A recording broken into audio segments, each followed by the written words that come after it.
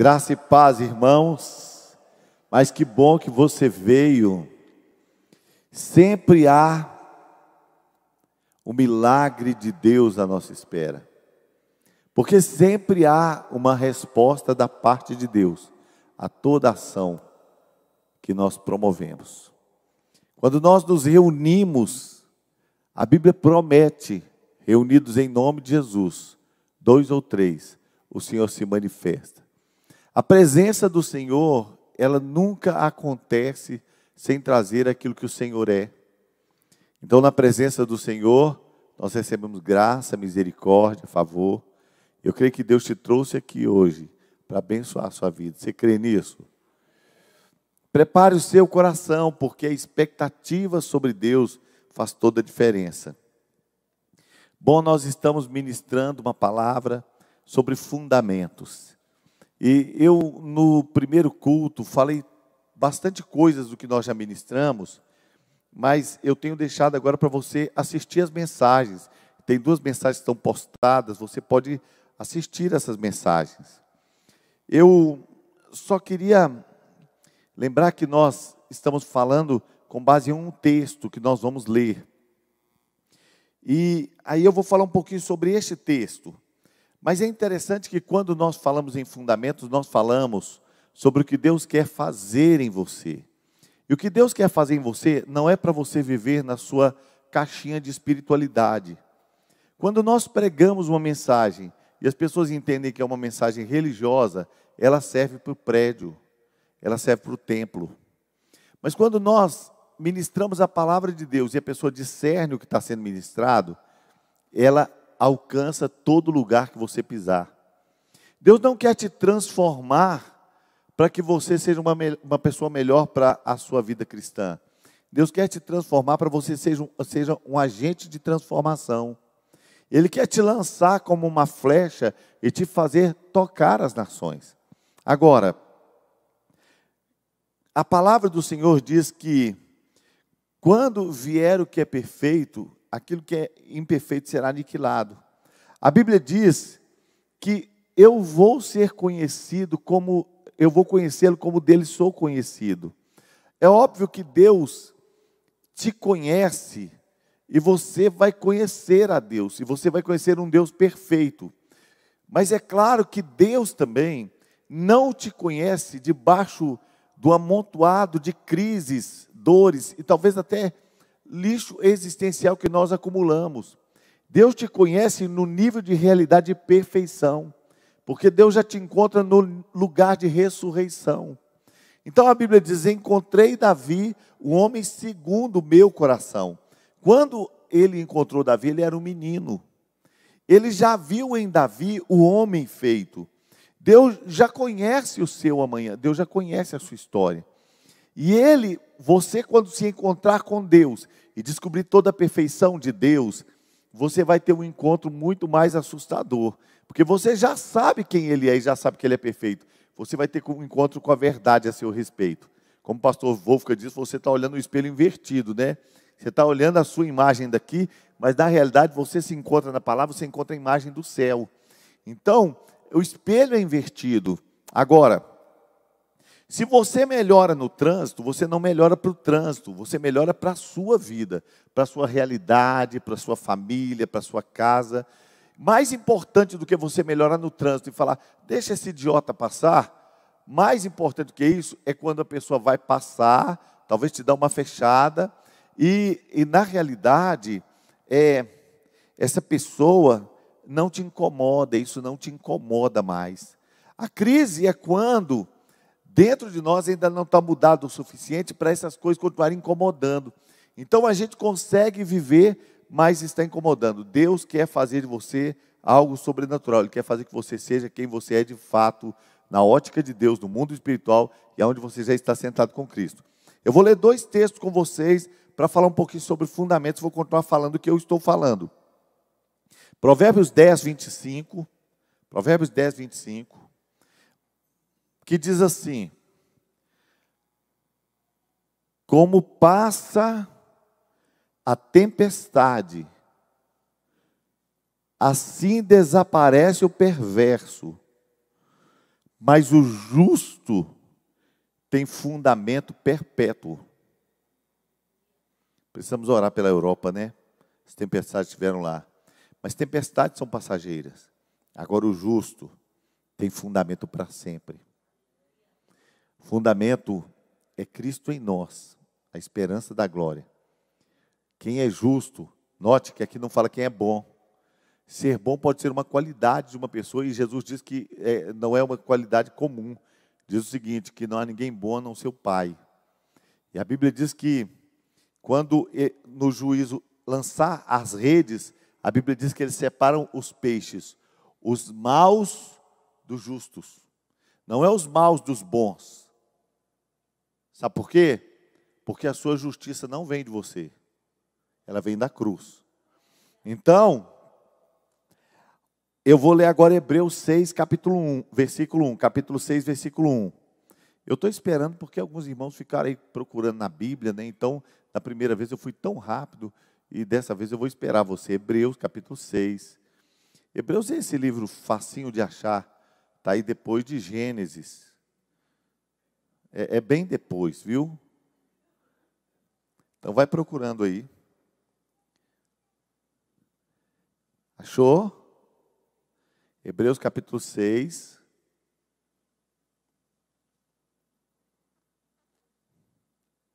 Não achou. Esse irmão Hebreus, ele é meio difícil de achar mesmo. Por isso, deixando os rudimentos da doutrina de Cristo, prossigamos até a perfeição. Qual é o seu destino, irmãos? Eu vejo gente falando assim, não, a gente peca mesmo, mas ninguém é perfeito.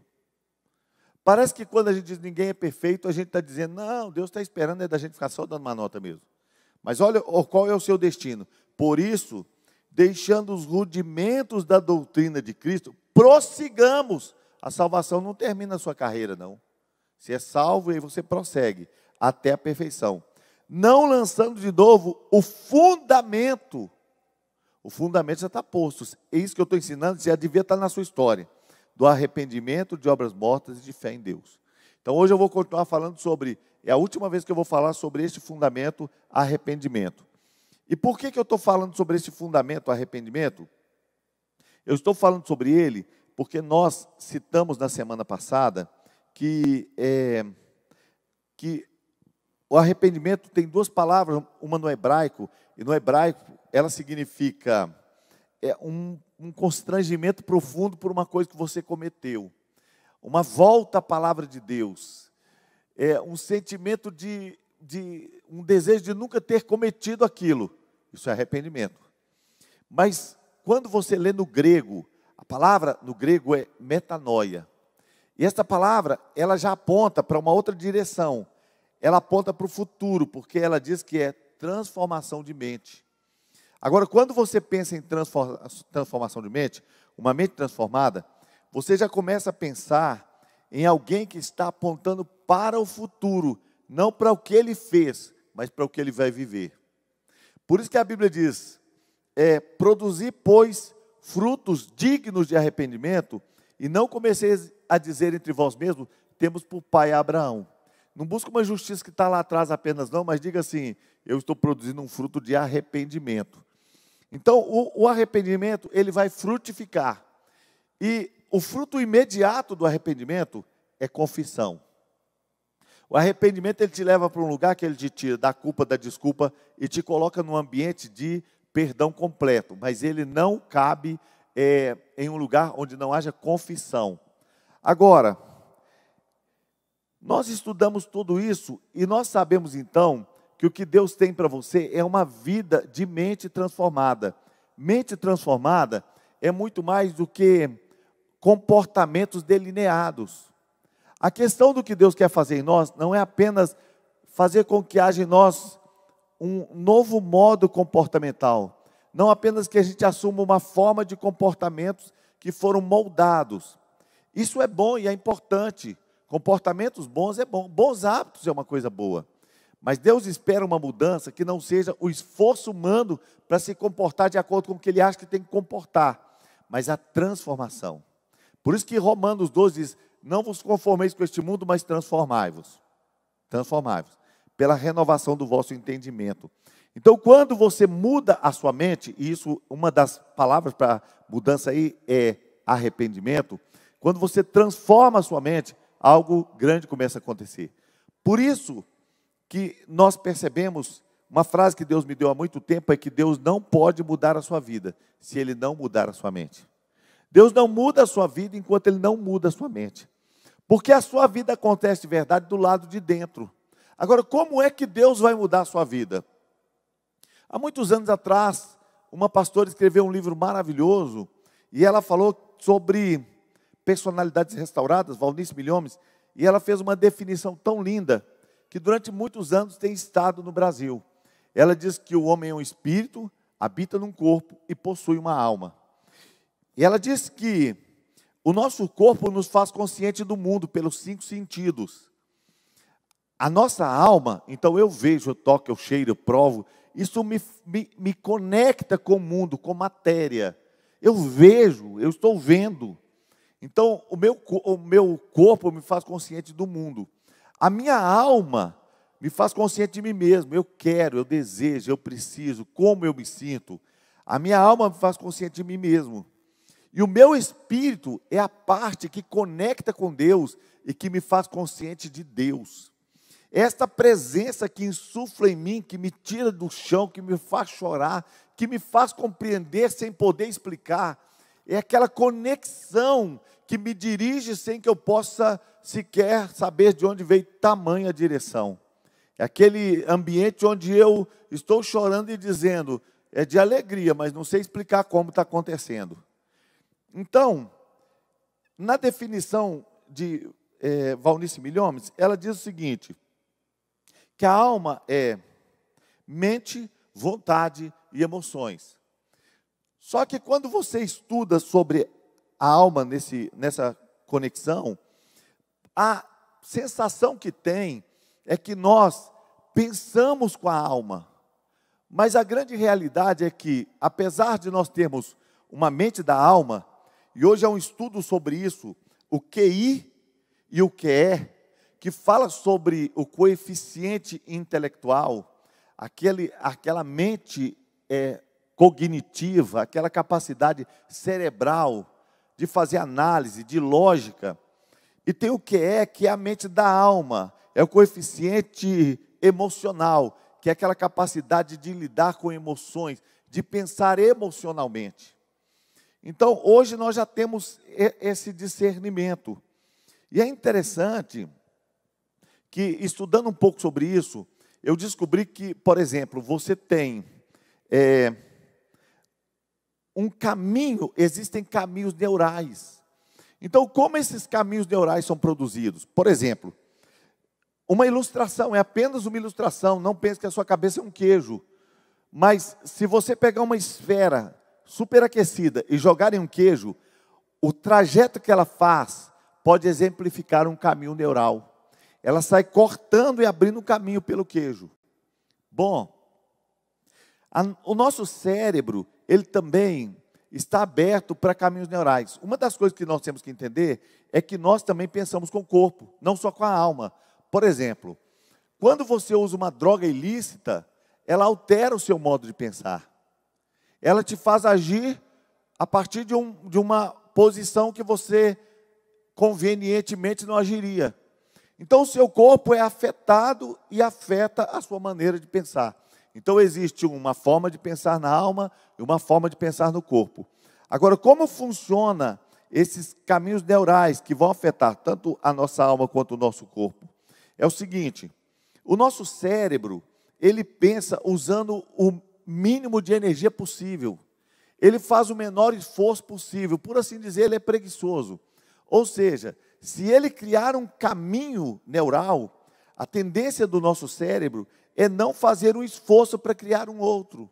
Então, é por isso que existem os paradigmas, pessoas que podem ver uma coisa inovadora, poderosa e rejeitar simplesmente, não conseguir enxergar aquilo, porque o paradigma é o seguinte, ele já tem um caminho neural que o faz enxergar uma única realidade. Bom,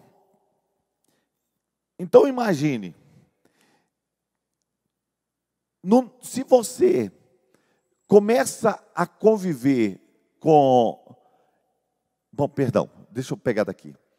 Imagine que você está vindo para a Igreja Batista da Paz. Quantos viriam pelo caminho mais fácil? 3 pessoas. Quantos então viriam pelo caminho mais difícil? Ninguém. Eu tenho uns com o braço quebrado aí. Deixa eu de novo tentar. Você precisa interagir comigo, irmão. Solta o verbo. Quantos viriam pelo caminho mais fácil? Uhul! Eu também viria. E agora, quantos viriam pelo asfalto, pela rua, no seu carro e levante as mãos. Mas, gente, vocês desistiram de vir pelo caminho? Nossa, meu Deus. Espera aí.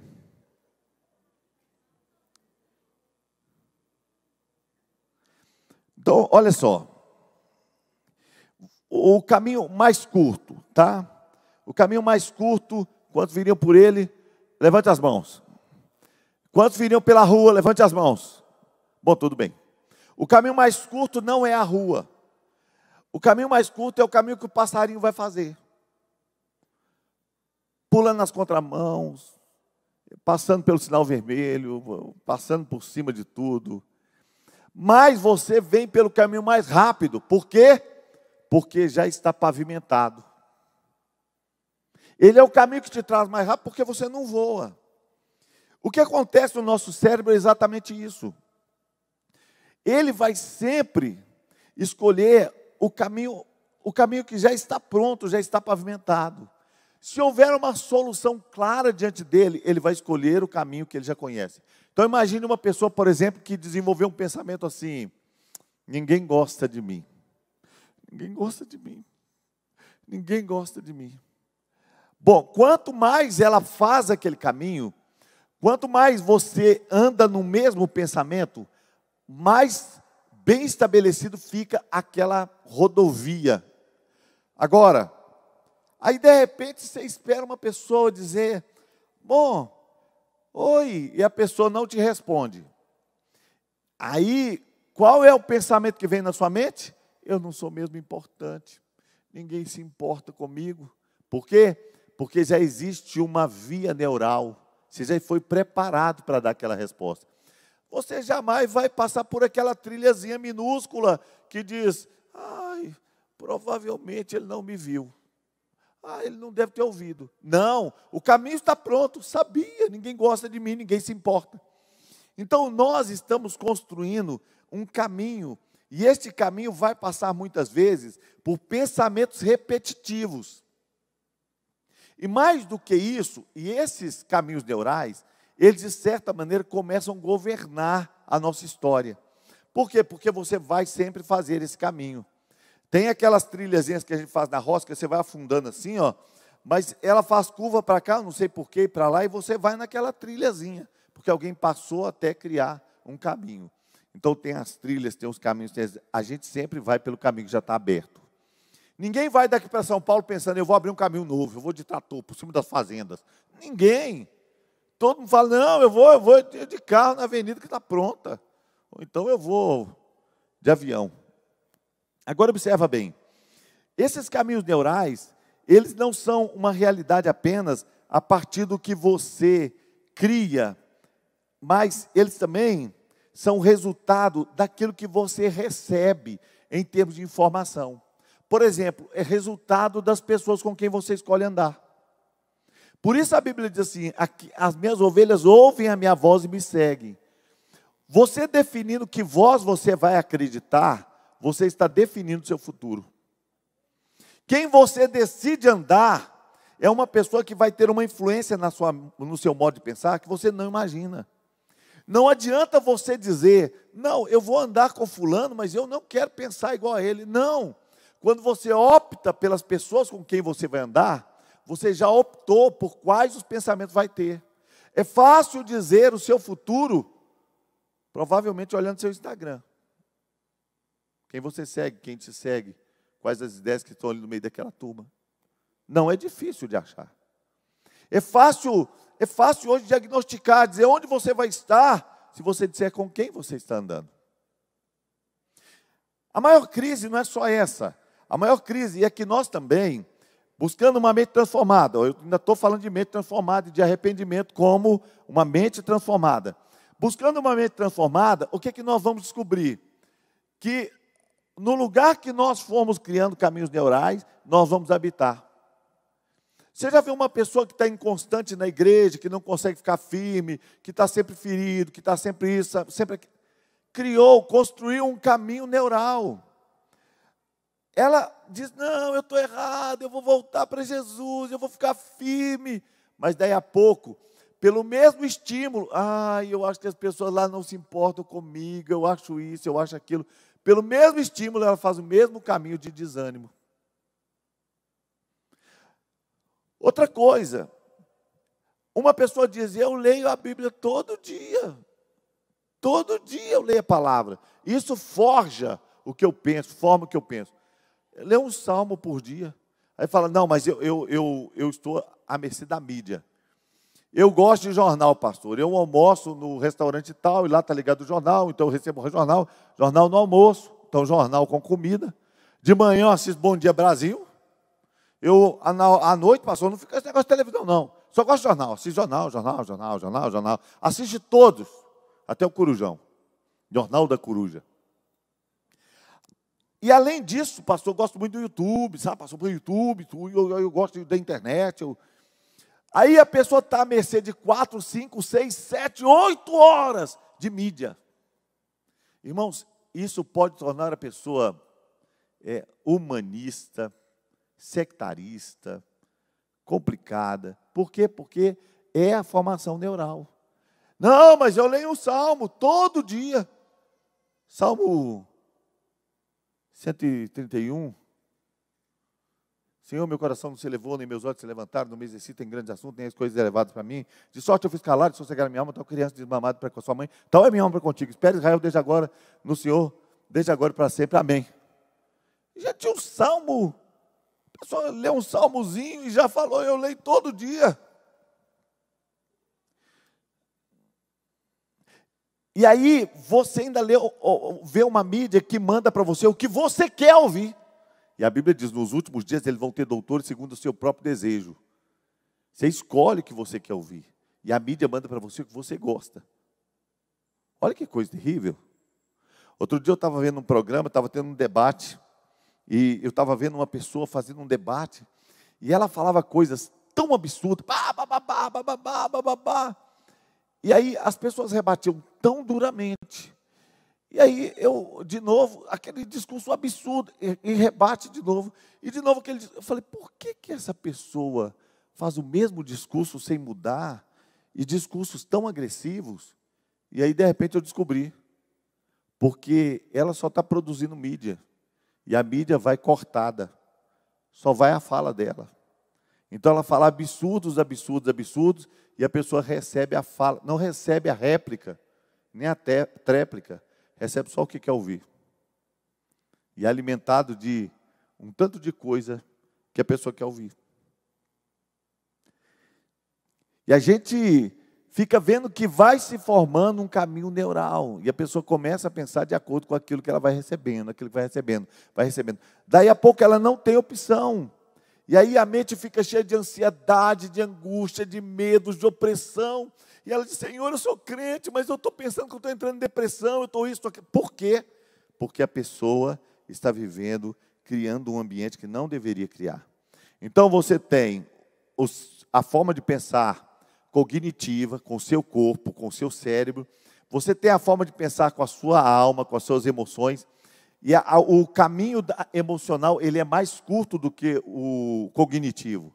Então, por exemplo, se um cachorro te atacar, você imediatamente, a primeira informação chega no seu cérebro emocional. As suas emoções também têm um cérebro. Tchuf! E quando chega, o que acontece? Ela sequestra o cérebro racional e pede emergência para todo o seu corpo em função de te proteger. Aí, o seu estômago dá um frio, porque o sangue sai de lá, vem para os músculos, te prepara para correr ou para chutar, te prepara para enfrentar ou para vazar. E você de repente fica cheio de adrenalina, pupila dilata, você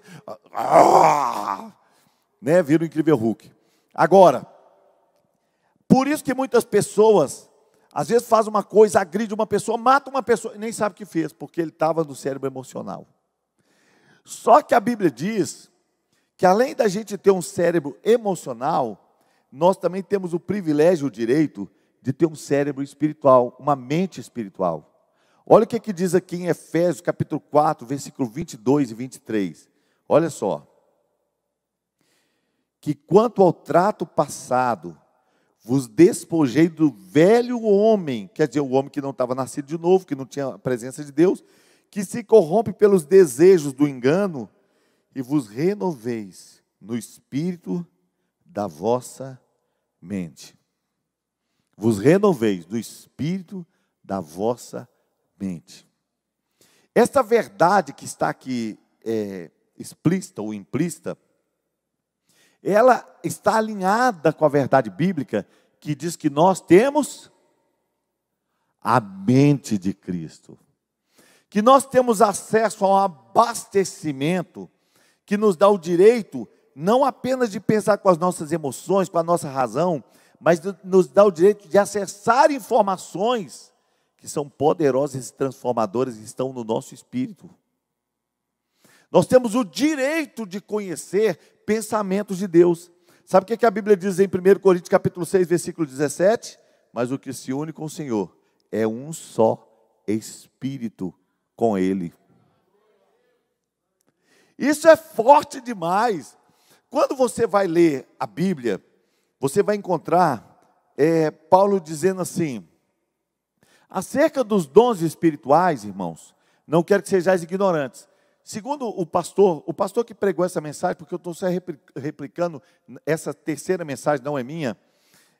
Segundo esse pastor Cris, ele diz que ali a palavra dons, ela foi incluída, porque Paulo está falando de dons, mas que ali está dizendo, acerca do espiritual, meus irmãos, não quero que sejais ignorantes, é mais amplo do que os dons, é algo grande. E aí ele vai falando, o mesmo Deus opera isso, o mesmo Deus opera aquilo, o mesmo Deus opera aquilo, a um é dado isso, a um é dado, mas o mesmo Deus. Por quê?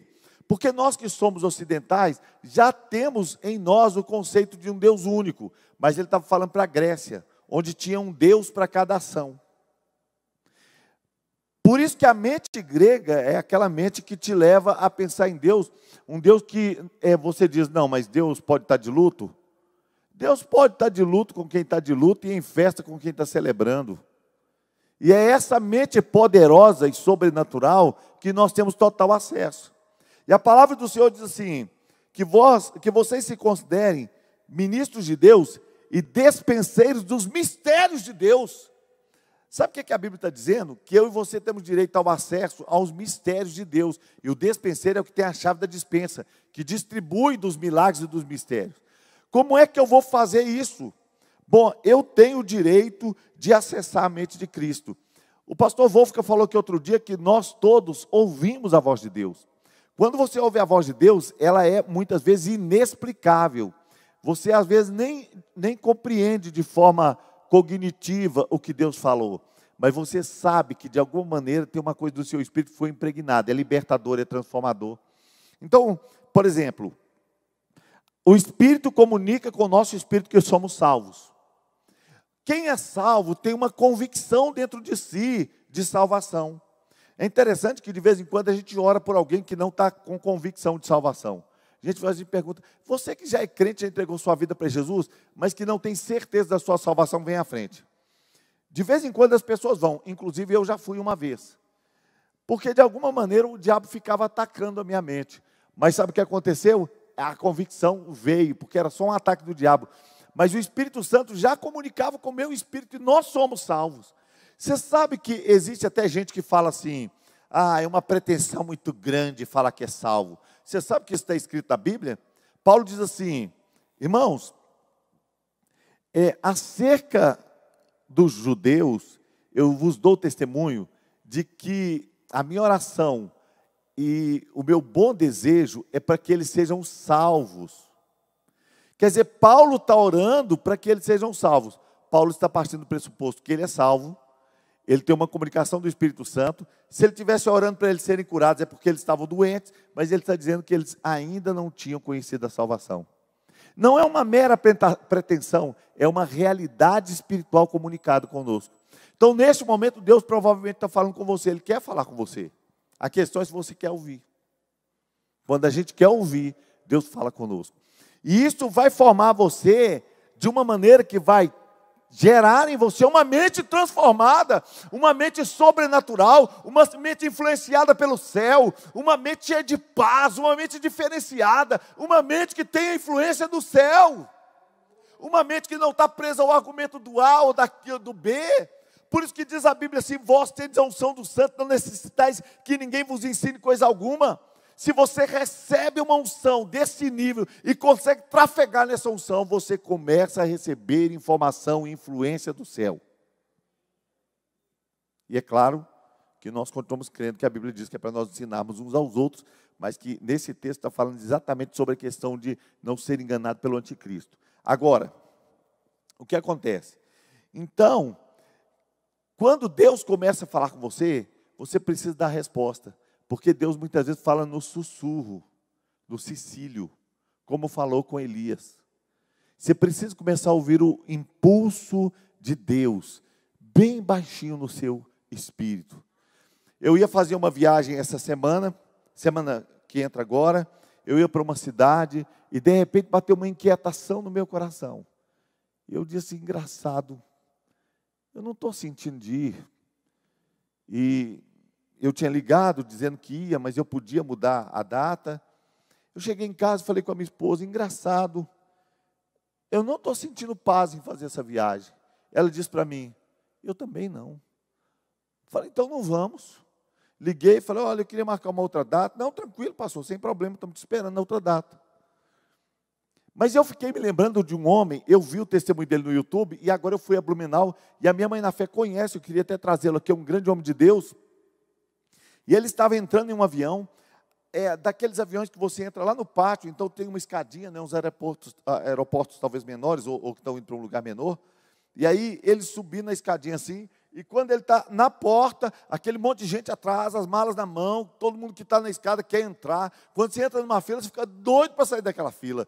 E aí o pessoal está ali naquele sol, e de repente ele para na escada. E aí a pessoa diz: olha, seja bem-vindo e tal, e ele para, ele diz: por favor, entre. Ele diz: olha, eu não vou poder ir nesse voo. Como assim? Ele diz: você crê em Deus?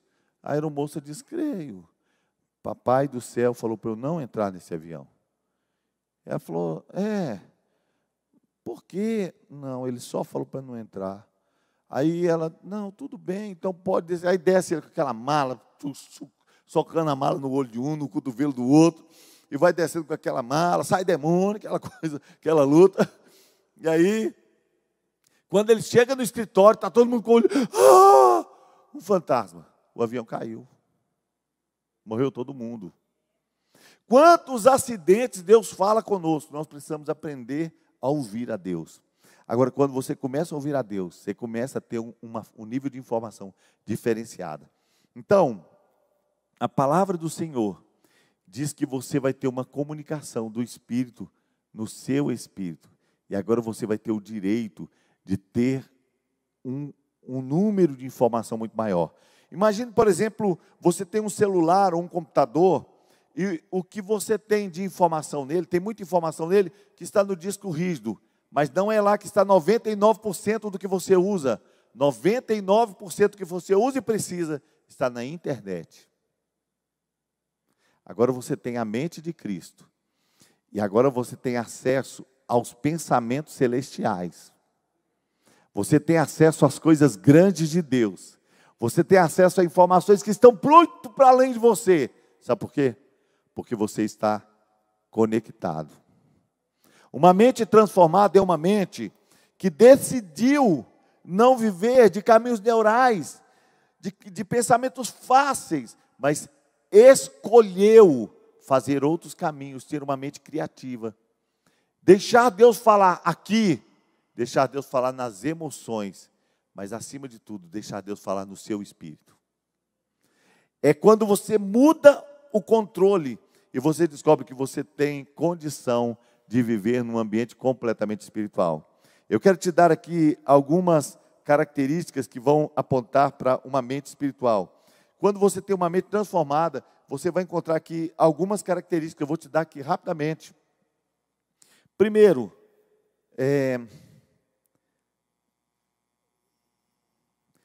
você vive em esperança. Você espera coisas boas e não as más notícias. Você já percebeu, irmãos, que quando a mente não é transformada, a gente parece que passa a vida esperando uma má notícia? A esposa atrasa, ai meu Deus, o que aconteceu? Será que roubaram meu cartão de crédito que eu emprestei para ela? Aquela luta, né? O filho chega tarde da escola, ai meu Deus, será que foi abduzido? Será que levaram numa nave espacial? Bom, se for adolescente, talvez, bom, não vai fazer tanta... Estou brincando. Mas, imagine se você tem uma mente regida pelo aquele novo nascimento, aquela mente que foi transformada e de repente, quando a sua esposa atrás, você fala, eu fico acreditando que ela parou para me comprar um presente. Eu fico imaginando que ela vai chegar em casa com um presente para mim. Nossa, ela deve estar preparando algo especial para nós. Seu filho atrasa, você diz, meu Deus, deve ter sido chamado da sala do diretor, vai ganhar uma medalha, melhor aluno da classe, aí vai ser top demais. Quando você tem uma mente de esperança, ela te tira daquele lugar de suspense e de medo. Pare de esperar a vida inteira que o mal bata a sua porta. E viva em esperança. Viva em esperança. Outra coisa, o impossível parece razoável. Você está vivendo diante de um Deus tão poderoso que pode todas as coisas, você começa a acreditar que o impossível é razoável, que Deus pode fazer, que o sobrenatural vai acontecer, que o milagre vai te tocar, que a bênção vai chegar. Aleluias. Eu ouvi uma história de um pastor, e a igreja dele assim, estava uma igreja boa, crescendo, mas do lado tinha uma boate que incomodava, e o dono da boate também estava feliz, porque a boate estava crescendo, e aí ele começou assim, a querer expandir mais horários. Aí o pastor pôs a igreja para orar, vamos orar, irmãos, que Deus vai fazer alguma coisa para essa boate parar de crescer, Deus vai fazer alguma coisa. E foram orando, a boate estava em reforma, e de repente a boate pegou fogo. Pegou fogo, o pastor, glória a Deus, Deus responde oração, Deus poderoso, aleluia. Celebraram, o cara levou na justiça. Falou, a igreja orou, minha boate pegou fogo, eu quero ser indenizado. E aí o pastor entrou com a defesa, não, só porque a gente orou, vai pegar fogo?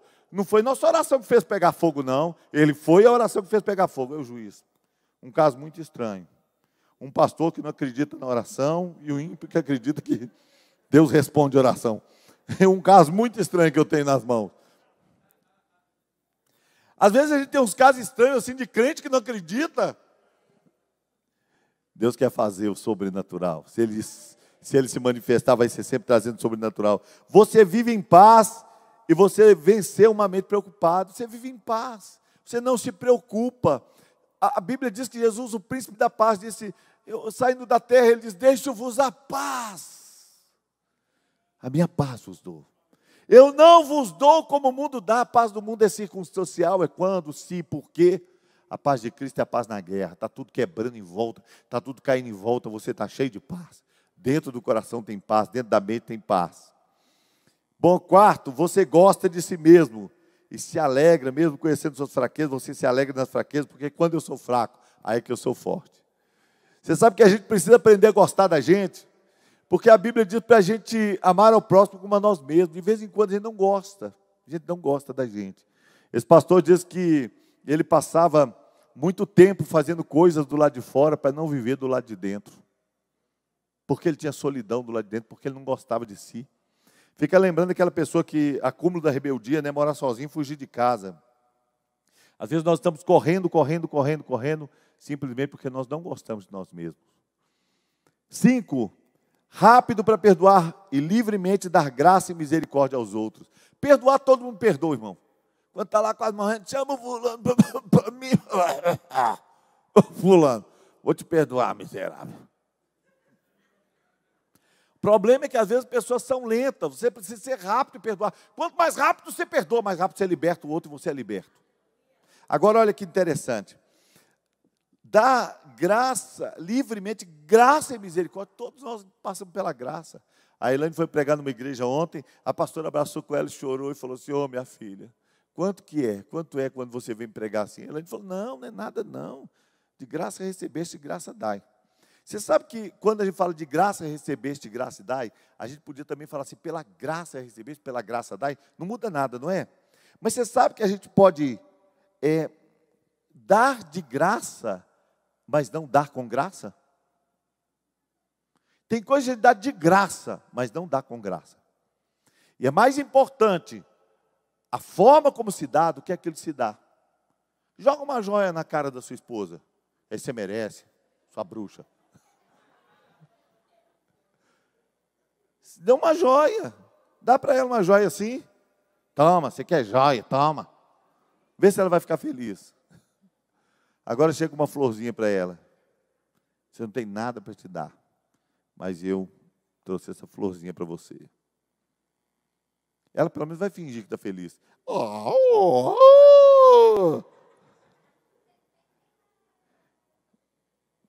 Podemos dar de graça, mas não dar com graça. Receber de graça é quando o custo do que recebemos não está sobre nós. Receber pela graça é receber pela liberalidade de quem pode, e o que de fato eu não mereço, e receber de graça é receber deste amor. Então receba de graça e pela graça.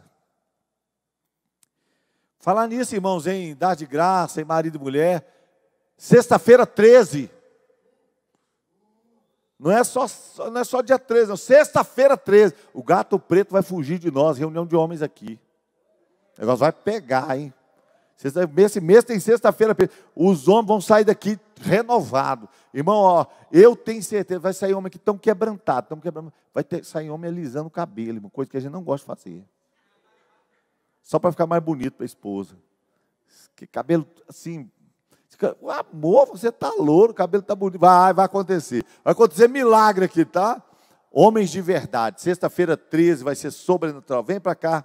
Venha, marido, receber uma pancada de Cristo, um coice de mula santo. E dia 20, reunião de mulheres, tá? Dia 20 vai ser sobrenatural.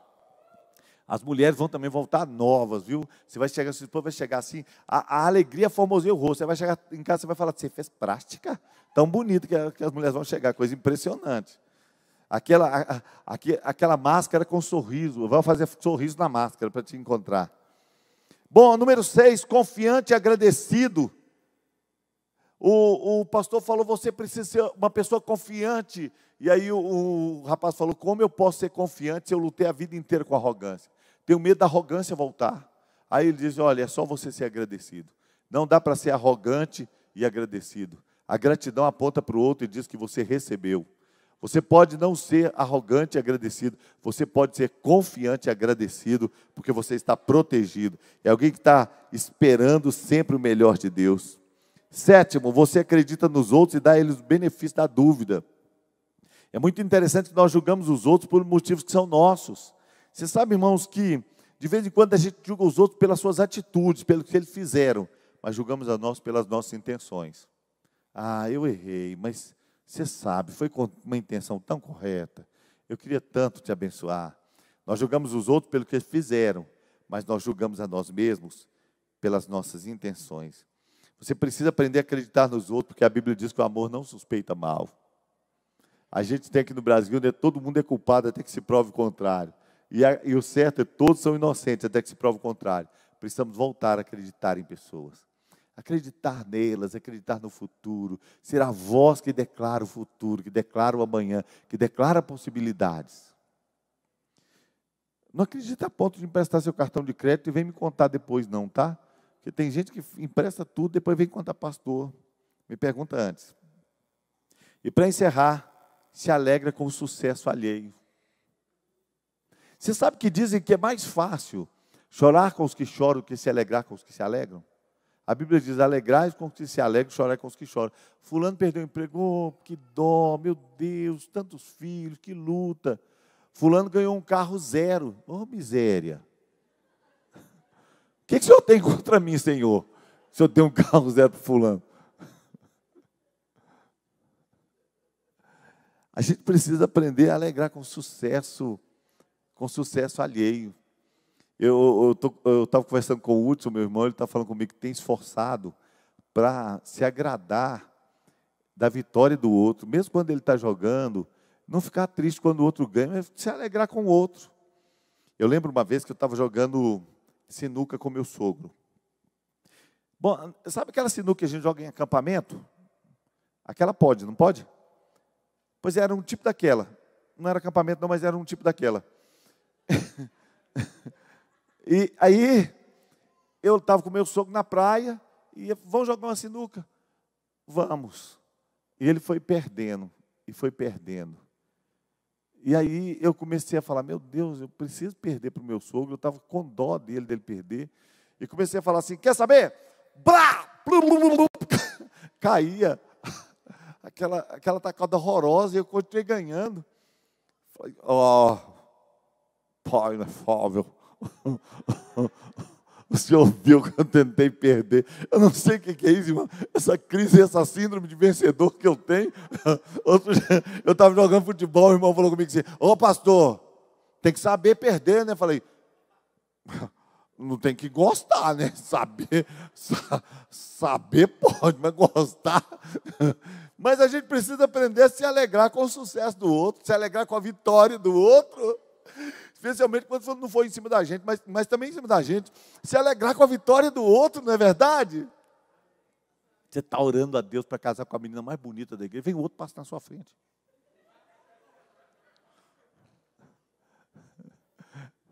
Bom, esse caso eu não vou nem comentar. Sabe, irmãos, Deus quer que você viva uma vida com uma mente transformada. Sabe o que tem numa mente transformada? Alegria, paz. A Bíblia diz que o Rei de Deus é paz, gozo e alegria. A Bíblia diz que o Rei do Senhor é alegria. Quando você tem uma mente transformada, você começa a desfrutar a realidade do céu. Eu de vez em quando ouço as pessoas dizerem assim, a igreja é muito isso, a igreja é muito aquilo, irmãos. Pode ser para outras pessoas, para mim não.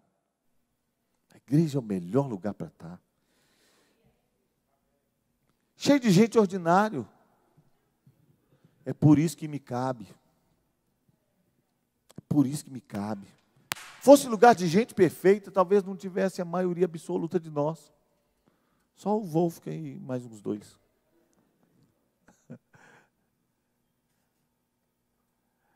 E aí, eu me lembro de um pastor tão poderoso. E ele começou a pregar, e ele era um adorador, um homem de jejum, mas ele começou a pregar, e ele começou a ver a igreja fazendo tanta coisa errada, e começou a bater na igreja, bater. Um dia o Espírito Santo falou com ele, para de bater na minha noiva. Imagina você chegar numa casa, sendo bem tratado, as pessoas dizerem assim, pode entrar, é tão bom quando você vem. Sua esposa vai entrando e alguém diz, não, ela não, eu estou assim com reserva, não quero que entre. Você ia ficar feliz? De vez em quando a gente quer ter um relacionamento com Jesus e não gosta da noiva dele. A Bíblia diz assim que o marido e a mulher é um mistério o casamento, porque eu me refiro a Cristo e a igreja. E diz que o marido e a mulher é um só corpo. Sabe o que significa? Quem bate na minha esposa dói em mim. Bateu na minha mulher, dói em mim. Sabe quando você bate na noiva, em quem que dói? Do seu Senhor. Povo bom, sou. Aquele irmão que prendeu você lá, aquele irmão folgado, põe o carro lá e vai embora e te prende. Perdoa logo. Não perca a bênção do estacionamento. Seja feliz. Fica livre. Ama a igreja. Procura conhecer os irmãos. Se você está aqui na igreja e não está numa célula, você está perdendo tempo. Não que você está perdendo tempo, é muito bom você estar aqui. Mas você está perdendo uma grande oportunidade. Coisa gostosa estar numa célula. Coisa gostosa reunir com os irmãos. E aí a gente fica torcendo para ele falar: esse mês vai ter o churrascão. Aí o churrascão aparece, todos os irmãos, os que sumiram, os que desapareceram, parece todo mundo. Irmão, e a gente não fala isso achando ruim, não. É maravilhoso. Aí aquele negócio é gostoso. Irmãos, quem estava longe quer voltar. Porque sabe o que é gostoso? Está plantado um no outro. Está vivendo a vida de Deus. Mente transformada.